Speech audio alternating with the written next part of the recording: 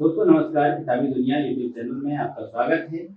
आज हमारे साथ किताबी दुनिया की जो खास श्रृंखला है बरतही, उसमें है हमारे समय के महत्वपूर्ण लेखक और यूँ कहिए कि साझा संस्कृति के प्रतीक शकील सिद्दीकी साहब। और आज हम उनसे इस मामले पर, इस मसले पर गुफ्तगू करेंगे कि क्या क्या साझा संस्कृति की जो विरासत रही है और क्या कुछ उसमें समस्याएं डाली जा रही हैं, समाज कैसे उनको देखता है और हिंदी और उर्दू का जो संबंध है वो हिंदुस्तान के बीच या दूसरे मुल्कों के साथ जो बनता है वो क्या रहा है और आज उसकी स्थितियाँ कैसी बनी। सर, इसी से थोड़ा सा आपके जीवन की तरफ लौटते हैं। आपने एक लेख लिखा था कादम्बिनी में, जिसका जिक्र भी आपने किया था, जहाँ पर भाषाओं को आप धर्म से जोड़ने की बात नहीं करते कि धर्म से जोड़ करके भाषा को नहीं देखा जाना चाहिए। और जब हम आज देखते हैं तो सब कुछ धार्मिक चश्मे से ही देखा जा रहा है। इससे साहित्य को कितना नुकसान हुआ? भाई देखिए, साहित्य को यूं तो सीधे सीधे कोई नुकसान उससे हमको दिखाई नहीं पड़ता, लेकिन ये है क्योंकि भाषा तो धर्म से जुड़ती नहीं, अब वो व्यवहारिक व्यवहार में आ चुकी हैं चीजें जी, है ना। तब में समय बहुत बदल चुका है, बहुत आगे बढ़ गई है। तो अब ये जो है लेकिन ये है कि इस तरह की चीजें साहित्य को प्रभावित इस तरह से करती हैं कि हमारी जो बुनियादी चिंताएं हैं वो स्थगित होती हैं, वो दिशाहीन होती हैं। हम दूसरी तरह की जो इनकी चिंताओं में संलग्न हो जाते हैं। अब हम भाषा के चक्कर में फंस जाएं कि ये हिंदी हिंदुओं की भाषा है या नहीं, उर्दू मुसलमानों की भाषा है तो ये साली भारत में काहे के लिए है, इसको ख़त्म हो जाना चाहिए। और तमिलों की भाषा है, ये भाषाओं का एक विवाद तो हमारे यहाँ चलता ही रहता है, लगातार चलता रहता है। वो आगे भी चलेगा, ये तो नहीं कह सकते कि वो ख़त्म हो जाएगा। लेकिन हिंदी उर्दू के बीच विवाद एक तरह से कम खात्मे की कगार पे ही है। अब ना वैसी कटुता रह गई है, ना वैसा दुराव रह गया है।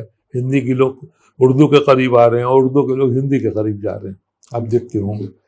तो इसलिए ये जो धर्म से जोड़ने का मामला है, ये तो इस तरह की चीज़ें जो हैं वो आमतौर से जो निहित स्वार्थ होते हैं वो इस्तेमाल करते हैं उनको, जो बहुत सारे मुद्दे उठ जाते हैं समय समय पर कि ये फलां था और ये फलां है, तो वो उसका लाभ उठाने वाले राजनीतिक ये लोग भले कभी इस तरह के सवाल उठाएं तो उठाएं। हमारे समाज के स्तर पर अब इस तरह की चीज़ों के लिए संभावनाएं नहीं बची है। लेकिन जब हम साहित्य देखते हैं तो जो साहित्य में आवाजाही, मतलब पात्रों के स्तर पर, कथा वस्तु के स्तर पर हमको पहले के साहित्य मिल जाती है। जैसे प्रेमचंद के यहाँ है, आगे बढ़ते हैं तो अमृतलाल नागर के यहाँ, यशपाल जी के यहाँ, और भी हमको रचनाकारों मिलते हैं। लेकिन क्या इसमें कोई कमी आज आपको नजर आती है कि उस तरह की आवाजाही हमारी नहीं है दूसरे समाज के लोगों के साथ? तो मैं ये कह रहा आपसे कि देखिए, प्रेमचंद वगैरह थे या पहले के लोग थे, उन्होंने तो एक सचेत एक योजना के तहत ये काम किया, अपनी जिम्मेदारी समझते हुए काम किया ये कि एक बहुजातीय या बहुधार्मिक समाज क्या कोई वाकया या घटना हम उठाएं अपने उपन्यास या कहानी के लिए, तो वो अपने वास्तविक रूप में आना चाहिए। तो वास्तविक रूप में आएगा तो उसमें हिंदू भी आएंगे, मुसलमान भी आएंगे, दलित भी आएंगे, क्षत्रिय भी आएंगे, कुर्मी, ये सब आएंगे ना। तो इस तरह से है उनके यहाँ।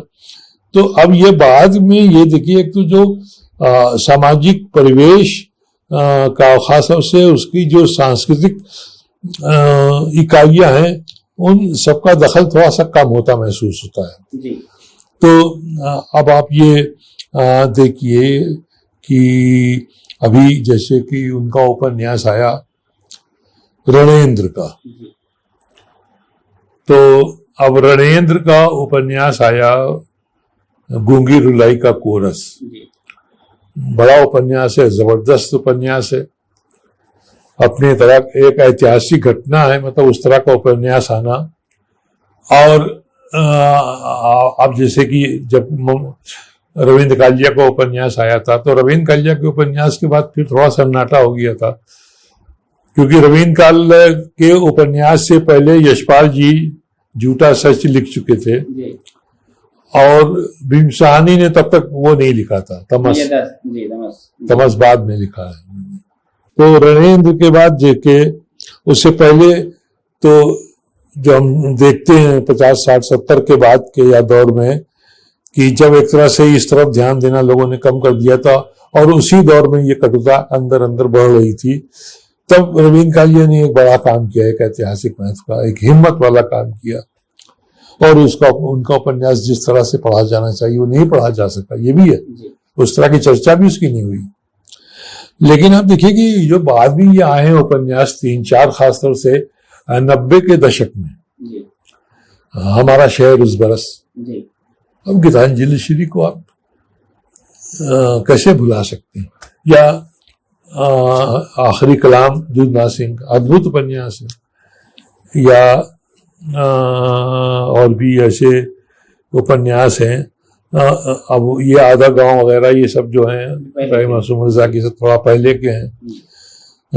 तो ये इस तरह की चीजें जो हैं वो आई हैं और मेरे ख्याल से आगे भी आएंगी, लेकिन ये बात फिर वही से शुरू होती है और वहीं जाकर ठहरती है कि जीवन में साझापन कहाँ कहाँ भूमिका अपनी अदा करता है। तो ये यहाँ पे भी है कि जब लेखक जो है दूसरे समाजों में जाएंगे नहीं, मिलेंगे नहीं, तो हमारा संकट, हमारी तकलीफ कैसे समझेंगे, उनकी है। तो इसलिए ये जो है, अब वो तो रवीन कालिया ने वो उसी मोहल्ले में रहते होंगे, वो देखा लोगों को, लेकिन लिखा है लोगों ने, ऐसा हम नहीं कहेंगे, क्योंकि कई कहानियां आई हैं लोगों के अंदर। अखिलेश ने लिखा है, अखिलेश की कहानी है ऐसी है, और इस गीता शिरी ने लिखा है, कुछ कहानियां इसकी अभी आई हैं। पाखी में जो कहानी अभी आई थी, आप देखिए इधर के पीरियड्स में, खासतौर से शाहीन बाग का जो घटना हुई है और जो तमाम इस तरह के हादसा हुए हैं, ये 92 के बाद, मस्जिद के विध्वंस के बाद, तो आप देखिए कि चीजें आई हैं, लोगों ने लिखा, उपन्यास भी आए, कहानियां भी आई हैं और अभी भी आ रही हैं, कविताएं भी आई हैं। अब देखिए एक से एक कविताएं आई हैं। तो हम ये तो नहीं कह सकते, लेकिन हम ये जरूर कहना चाहते हैं कि ये सारी चीजें जो हैं कि जिस तरह में एक अभियान का रूप बनना चाहिए कि इस तरह से आए कि लोग इंतजार करें और फिर वो उनको बदलने की अपनी ऐतिहासिक भूमिका को अंजाम दे, वो वैसा हमको लगता नहीं हो पा रहा है, लेकिन होगा, हमें आशा रखनी चाहिए। और लोग, प्रेमचंद ने जो बुनियाद डाली थी वो कमजोर भरे होती दिख रही हो, लेकिन वो आगे जरूर बढ़ रही है। सर, हम लोग बस अंतिम पड़ाव की तरफ ही बढ़ रहे हैं, बस एक तो सवाल सर और होंगे। जब हम पूरे आपकी लखनऊ की जो पूरी यात्रा है वहां से लेकर के और यहाँ तक, उस पूरे सफर को जब हम देखते हैं तो लखनऊ में क्या तब्दीलियां आपको नजर आती हैं कि पहले का लखनऊ क्या, कि अपने पुराने लखनऊ का आपने अनुवाद किया और अब तो सब कुछ नया है, तो क्या कुछ बदला हुआ नजर आता है आपको सामाजिक स्तर पर भी और राजनीतिक स्तर पर भी? देखिए, क्योंकि मैं तो पुराने लखनऊ में ही रह रहा हूं तब से जी। घर जरूर बदले हमने 2-3, लेकिन सब पुराने लखनऊ ही में रहे। तो इसलिए पुराने लखनऊ में तो ऐसे बड़े परिवर्तन नहीं ये जरूर देखने को मिला मुझे कि एक समृद्धि बढ़ी है जी। और वो समृद्धि का एक बड़ा कारण तो ये है कि अरब देशों में रोजगार के एकदम से बहुत सारे अवसर निकले, तो खास तौर से वो तबका जो ज्यादा गरीब था उसके लिए बहुत से मौके मिले। उसके बाद ये जो शहरीकरण बढ़ा है, शहरीकरण बढ़ने से लाखों गरीब तबके के लोगों को नए काम का मौका मिला। बड़े हाथ के काम, जिनकी पूछ कम थी या जिनका मेहनताना कम था, उनका महत्व एकदम से बढ़ गया, उनका मूल एकदम से बढ़ गया। तो अब बढ़ाई वो उस स्थिति में नहीं रह गया। जिस स्थिति में आज से 30 साल 40 साल 50 साल पहले था, या फैब्रिकेटिंग का काम, तो अब आप देखिए कितना बढ़ गया। तो शहरीकरण से काम के नए अवसर पैदा हुए, आमदनी के साधन बढ़े, लोग अधिक समृद्ध हुए। जब लोग अधिक समृद्ध हुए तो अशिक्षित का ध्यान शिक्षा की तरफ गया, और जो लोग हिंदी स्कूलों में अपने बच्चों को नहीं पढ़ा पा रहे थे, वो अंग्रेजी स्कूलों में पढ़ाने लगे। तो इस तरह से एक तो ये कि शिक्षा के स्तर पे शिक्षा के प्रति स्वीकार का भाव ज्यादा व्यापक हुआ। एक बात तो ये, जीवन को आधुनिक बनाने की ललक बढ़ी लोगों में।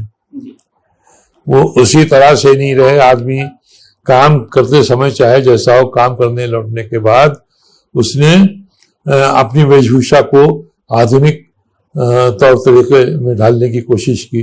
जीवन को उसी तरह से, जहां वो कभी तखत पे या मेज पे या रसोई में बैठ के खाना खाता था फर्श पे, वहां वो मेज कुर्सी पे खाना खाने लगा। तो ये सारी चीजें लखनऊ में सभी स्तरों पे बदली हैं। और एक नई चीज जो और हमको दिखाई पड़ रही है वो ये है कि लखनऊ में खासतौर से महिलाओं को मैं देखता हूं कि महिलाओं की सामाजिक भागीदारी काफी बढ़ी है।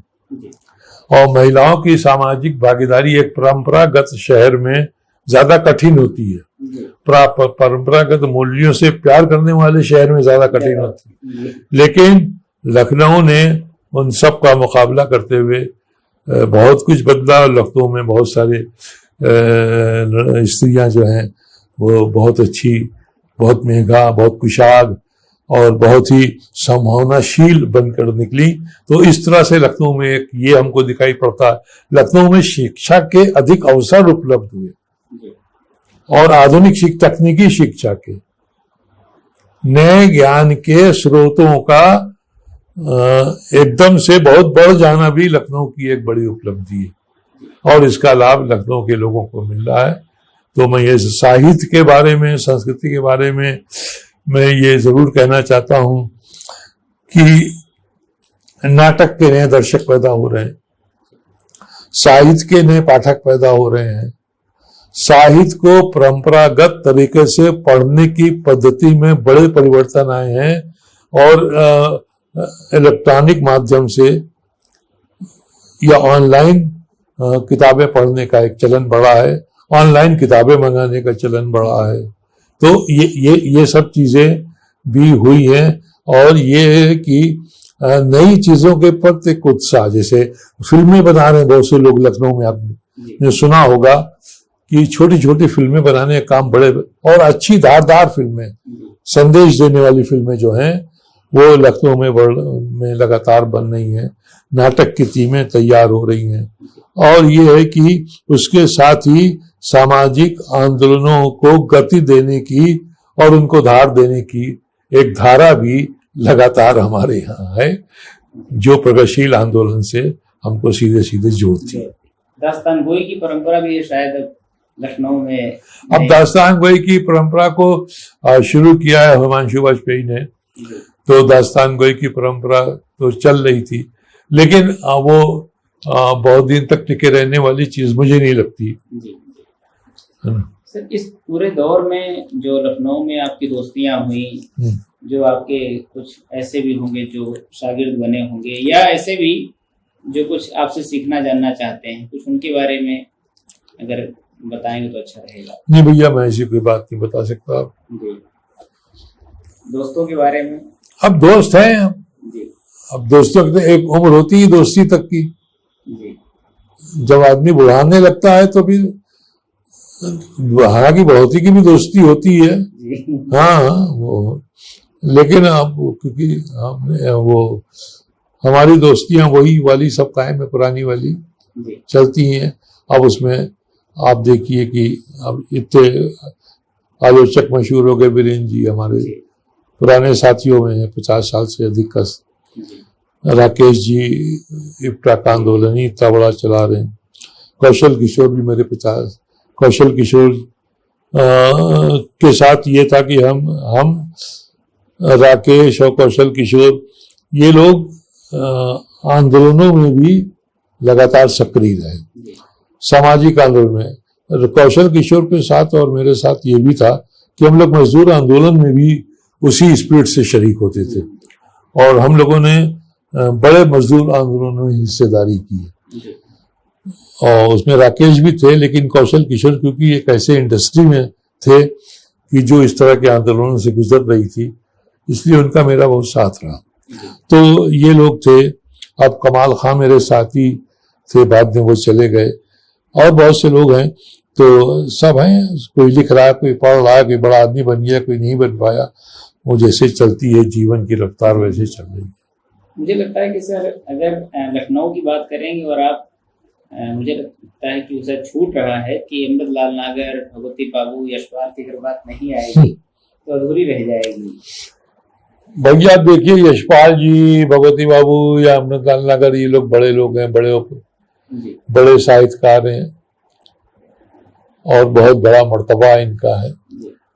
तो मैं तो इनके पांव की धूल भी नहीं हूँ, लेकिन आपका जुड़ाव रहा है। मेरा जुड़ाव रहा है थोड़ा थोड़ा। अब यशपाल जी के साथ ज्यादा रहा जी। अमृतलाल नागर जी के यहाँ भी बहुत मेरा जाना हुआ जी।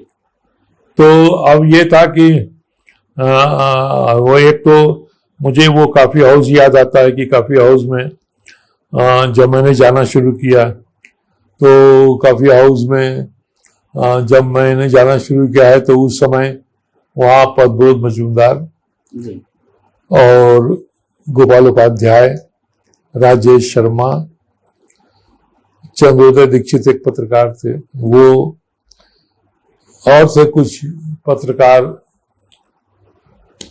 और सियासी लोग और लेखक लोग जो वहां जुड़ते थे। तो बाद में वीरेंद्र यादव वगैरह भी जुड़ने लगे, जुड़े राकेश भी और बहुत से लोग। नवीन जोशी जो थे वो अलग रहते थे। नवीन जोशी से भी मेरा 50 साल पुराना ही है परिचय, और लेकिन नवीन जोशी अलग से काम करने में शायद उनका ज्यादा विश्वास है, और उन्होंने इधर तो काफी उपन्यास भी लिखे। तो नवीन जोशी लगातार काम करने वाले आदमी, वीरेंद्र यादव भी लगातार काम कर ही रहे हैं।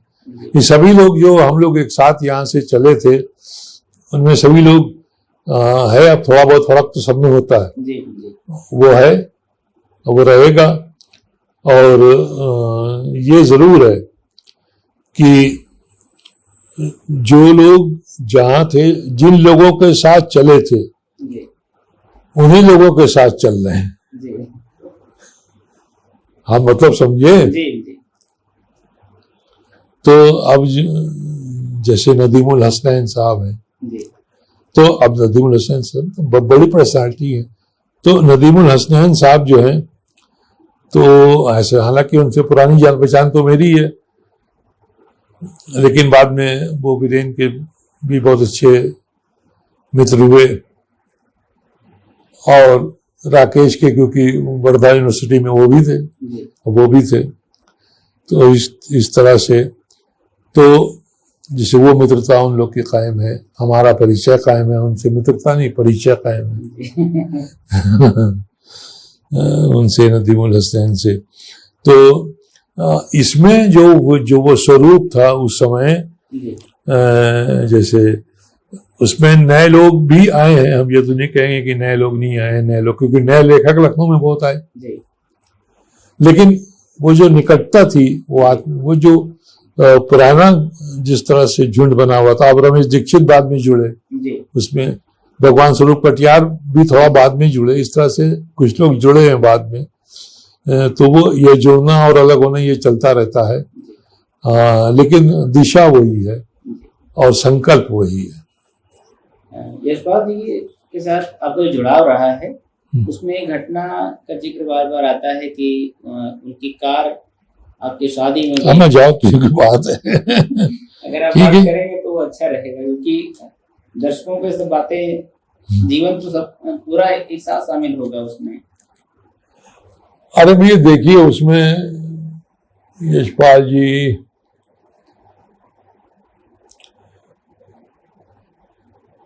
ठीक, कह दीजिए, अच्छा तो रहेगा। क्या, नहीं उसको ज्यादा कहने से फायदा नहीं। मैं ये जरूर कहना चाहता हूँ आपसे, जी मेरे पिताजी नौकरी ठीक से नहीं करते थे। जी नौकरी उनको बहुत अच्छी अच्छी मिलती थी। तो वो जैसे सबसे पहले तो वो गोरखपुर की सबसे बड़ी बाटा के मैनेजर थे। जी कायदे से नौकरी कर रहे होते तो करोड़पति होते, लेकिन नौकरी वो उनकी कुछ दिनों बाद छूट जाती थी, कई जगह नौकरी की। तो नौकरियां ठीक से उनके न करने के कारण हम लोग बहुत गहरे आर्थिक दबाव में रहते थे। तो उस गहरे आर्थिक दबाव की वजह से अब मैं ही सबसे बड़ा बेटा था उनका, तो मेरे पास जिम्मेदारियां ज्यादा थी। उनका जल्दी निधन भी हो गया। ननिहाल के लोग मेरे पाकिस्तान चले गए, तो वो एक सहारा टूट गया। तो सब यशपाल जी, मेरी शादी हुई, वो शादी भी होनी थी, मेरी माता जी चाहती थी शादी हो जाए। मेरा छोटा भाई चाहता था कि अब जल्दी से मेरी शादी हो जाए, क्योंकि वो मर्चेंट नेवी में था। तो वो आता था तो उसको जाहिर सी बात है कि भाई घर में किसी का होना एक अलग बात होती है। तो अब ये शादी में अब करे कौन, मेरे घर वाले सब ज्यादातर उस वक्त मुझसे नाराज थे किन्हीं कारणों से। तो मुझे ही सब इंतजाम करना था, और मेरे पास तो गाड़ी थी नहीं, स्कूटर भी नहीं थी उस समय। तो मैंने प्रबोध मजूमदार को बताया कि भाई अपनी दिक्कत।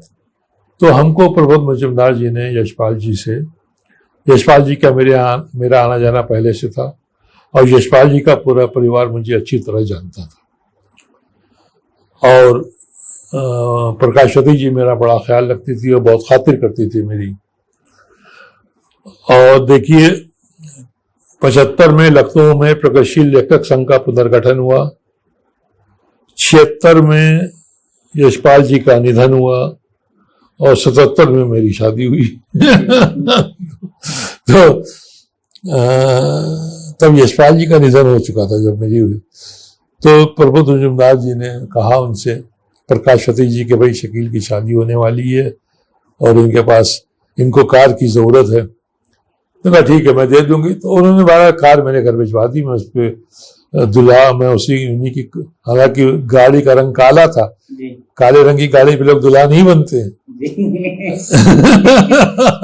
लेकिन मैं काले रंग की गाड़ी में दुल्हा बन के गया साहब, शादी की, मेरी श्रीमती जी बैठी है।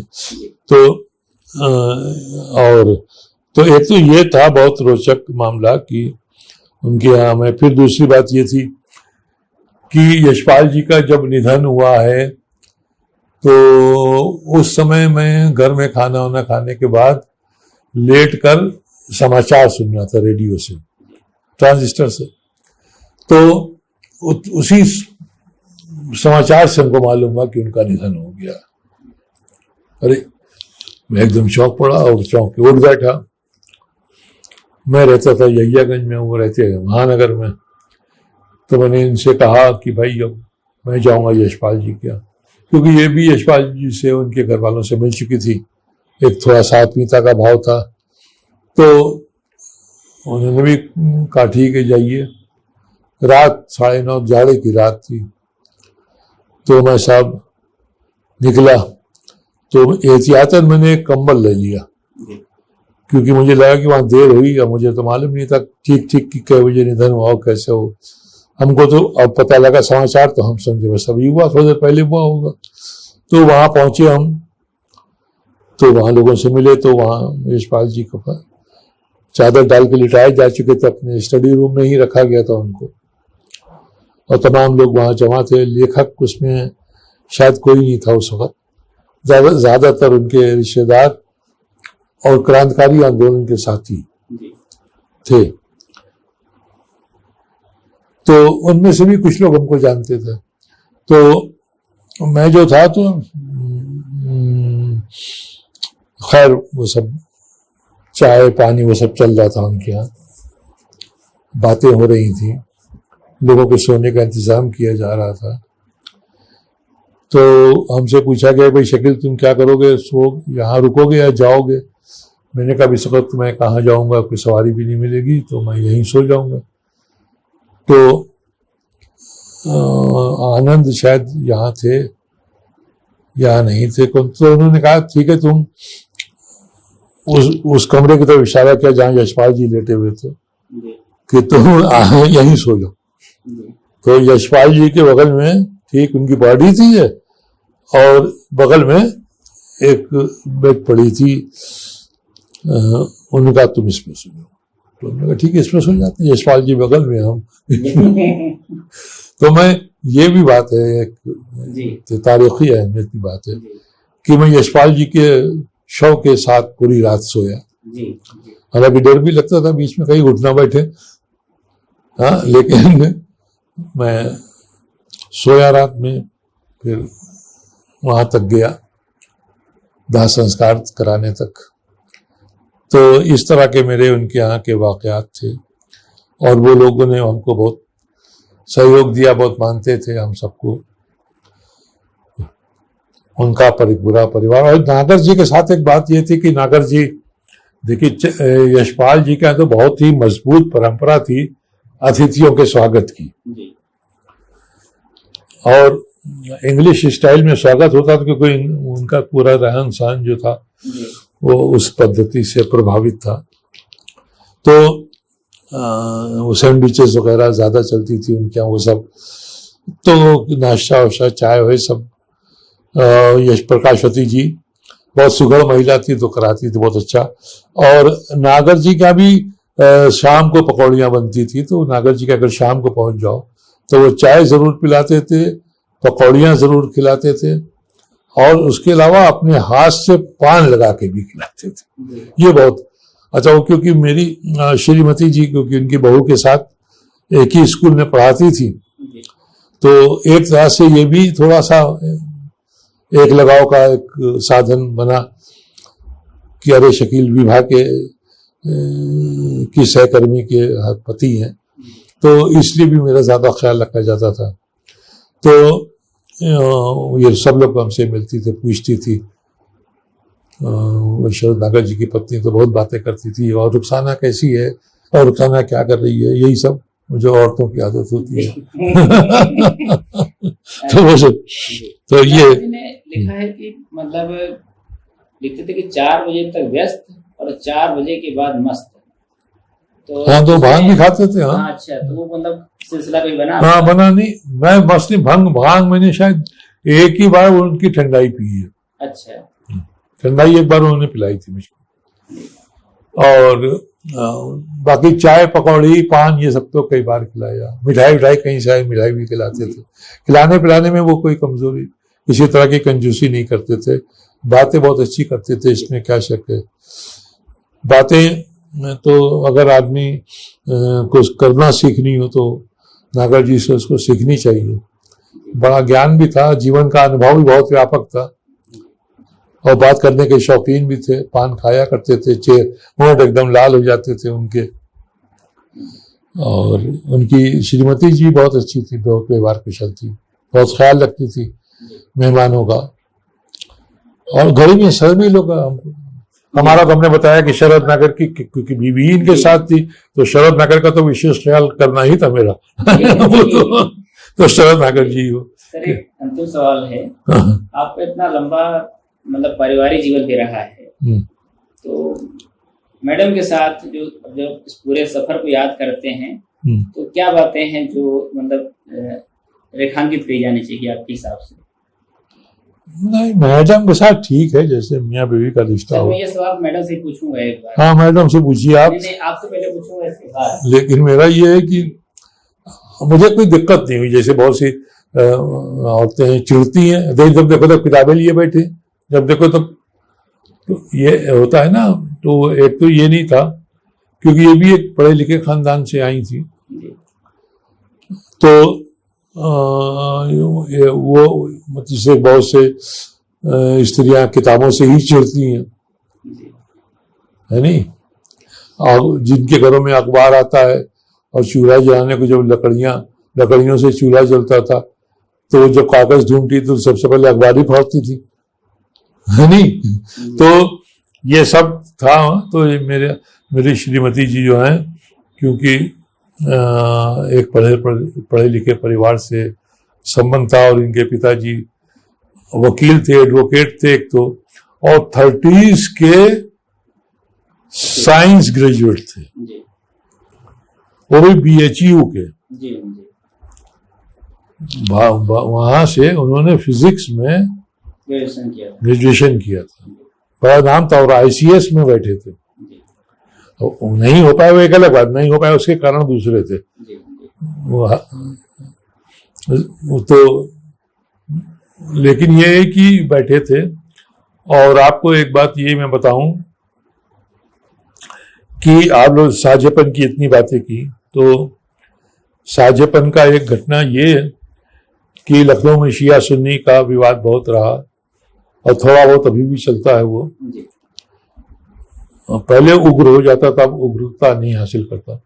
तो इनके जो मौसा इनके घर के बगल में रहते थे, वो भी शायर थे, वो भी एडवोकेट थे, वसी अहमद अकबर। तो वो आरजू लखनवी के शागिर्द थे। आरजू लखनवी बहुत बड़े शायर हुए, फिल्मों में भी कई गीत लिखे उन्होंने और कई किताबें उनकी हैं। और सबसे बड़ी बात और अच्छी बात और यादगार बात, उल्लेखनीय बात यह कि उन्होंने खास धार्मिक जो विधा होती मरसिया, वो मरसिया उन्होंने बिना एक भी फारसी और अरबी का शब्द इस्तेमाल किए लिखा। अच्छा। एक ऐसा मरसिया लिखा जिसका शीर्षक है कछार की लड़ाई। उस मरसिये में उन्होंने फारसी और अरबी का एक शब्द इस्तेमाल नहीं किया। तो वो जो आरजू लखनवी साहब थे, वो इनके मौसा के यहाँ ही रहते थे और इनके मौसा जो है उनके शागिर्द थे, तो वो बहुत मानते थे। तो इस कारण से जब उनके घर में कुछ गड़बड़ हुई होगी तो उनका मैं जाके वहां रहूंगा, वो यहीं रहे। तो इस तरह से एक पढ़ने लिखने की परंपरा इनके यहाँ थी। तो इनकी तरफ से हमें तो ऐसी कोई दिक्कत नहीं हुई, सहयोगी मिला और किताबों का मेरा ध्यान रखती हैं।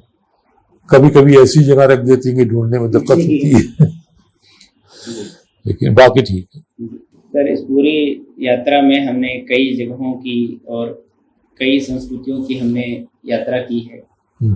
सर, आपका बहुत बहुत धन्यवाद किताबी दुनिया की तरफ से और दर्शकों की तरफ से कि बहुत कुछ नया और जानने और समझने को मिला है। मैं उम्मीद करता हूं कि जो भी ये साझेपन की बातें आपने कही और जो भी कुछ समाज में दिख रहा है वो और बढ़े, ये समाज भी समृद्ध हो और हम सबके बीच और प्यार और मोहब्बत बढ़े। सर, आपका धन्यवाद। आप लोग का भी धन्यवाद।